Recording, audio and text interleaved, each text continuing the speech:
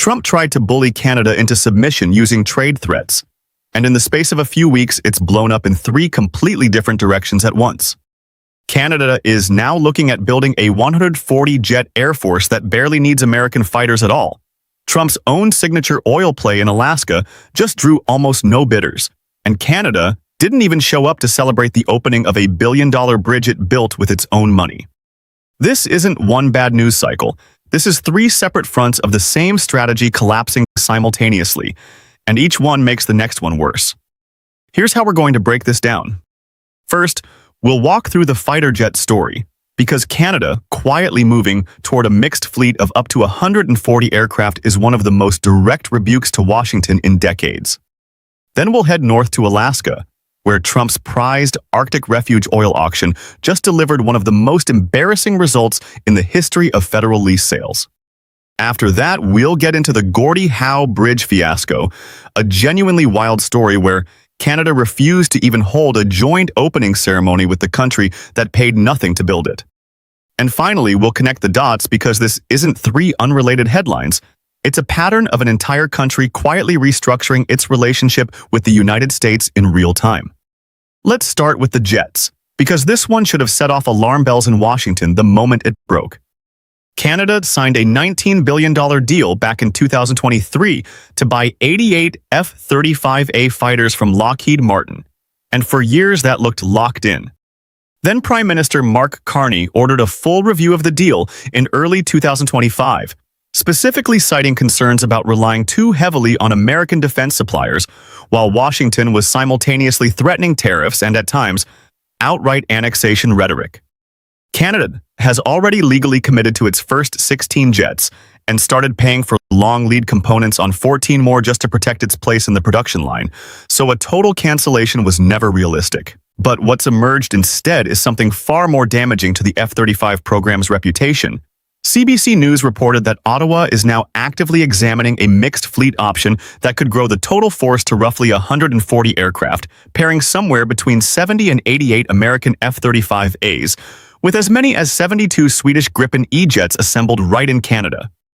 One source close to the Saab discussions put it plainly, there could easily be a fleet of 140 aircraft.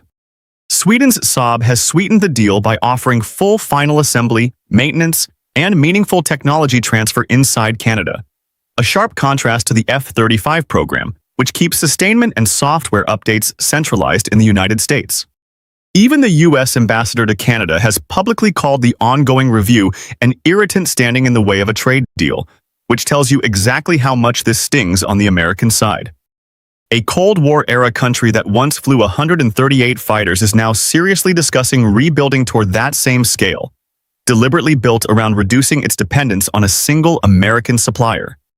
Now let's go to Alaska, because this is where Trump's own energy agenda ran headfirst into the market's verdict. In June 2026, the administration held its very first oil and gas lease sale inside the Arctic National Wildlife Refuge's coastal plain, an area estimated to hold somewhere between 4 and nearly 12 billion barrels of recoverable oil. Only 2 companies showed up to bid. Not a single major integrated oil company submitted an offer. Of 58 tracts covering roughly 690,000 acres, just 5 received any winning bid at all, and the entire sale raised a little over $3.7 million, a rounding error for an industry this size. One of the 2 winning bidders was a small Cook Inlet gas producer with no existing footprint on the North Slope, and the other was Alaska's own state development agency, stepping in largely to avoid the embarrassment of a sale with zero interest whatsoever. This wasn't a one-off either. It's now the 3rd consecutive ANWR sale to flop this badly since leasing resumed, following a no-bid sale in early 2021 and another no-bid result in a separate Cook Inlet auction. Analysts tracking the pattern have been blunt about what it signals. When major oil companies skip a federally organized auction entirely, that's the market telling you exactly how it prices the risk of drilling there, regardless of what any administration promises about resource potential. Trump officials called the sale a success anyway, which only made the gap between the rhetoric and the actual bidding results look even more glaring. And then there's the bridge, which might be the most symbolically brutal moment of all 3. The Gordie Howe International Bridge connects Windsor, Ontario to Detroit, Michigan, and it was funded entirely by Canadian taxpayers, 20 years in the making, designed to be the most important new trade artery on the continent for the next century. As the bridge neared its opening, Trump threatened to block the opening itself, arguing its financing arrangement favored Canada and tying the entire project to the broader trade dispute. Canada's response wasn't to negotiate, it was to cancel the joint celebration outright. A spokesperson for Canada's infrastructure minister said it would be inappropriate to hold a celebratory event between the two countries, given the ongoing tariff threats. And Trump publicly hit back after Canada disinvited the U.S. from its own bridge's opening. Experts studying international relations didn't mince words about what this represents. One professor specializing in international affairs described using border infrastructure as a choke point, as something you typically see between wartime rivals, not next-door neighbors, and supposed allies. Canada built this bridge, paid for this bridge, and is now the one deciding whether the country that threatened to block it even gets invited to the ribbon cutting. Put these three stories side by side and the pattern becomes impossible to miss. Trump's entire approach with Canada has been built around using economic and infrastructure leverage to force concessions. But every single lever is now backfiring in a different way. The tariff pressure that was supposed to keep Canada locked into buying American fighter jets instead pushed Ottawa toward a mixed fleet that cuts American market share nearly in half. The push to unlock Arctic drilling as a symbol of American energy dominance instead exposed just how little real commercial appetite exists once you strip away the political theater. And the attempt to use a bridge as a bargaining chip backfired into Canada, publicly snubbing its own infrastructure partner on opening day. Even Canada's Prime Minister has openly said the existing world order built around American reliability is gone for good, and increasingly, allies across Europe are starting to agree with him rather than push back. What makes this particularly damaging for Washington is that none of these three moves can simply be reversed with a phone call or a friendlier press conference. A fighter jet fleet takes a decade to build and lock in industrial partnerships around, so once Sweden gets a foothold assembling Gripens on Canadian soil, that relationship doesn't just evaporate the next time relations warm up.